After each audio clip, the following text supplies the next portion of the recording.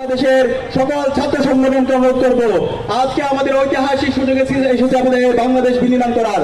রাজনৈতিক দলগুলোকে অনুরোধ করবো, এই ঐতিহাসিক সুযোগ আমরা যেন হেলায় তুলে আমরা নষ্ট না করি। আমরা যেন শহীদদের আকাঙ্ক্ষার আলোকে আমাদের বৈষম্যহীন বাংলাদেশ বিনির্মাণ করার জন্য ঐক্যবদ্ধভাবে কাজ করি।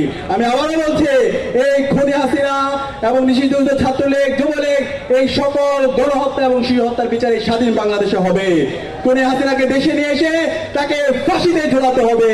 একই সাথে আওয়ামী লীগের যত দূষণ আছে তাদেরকে যেখানে পাওয়া যাবে তাদেরকে প্রতিরোধ করতে হবে, তাদেরকে থানায় দিতে হবে।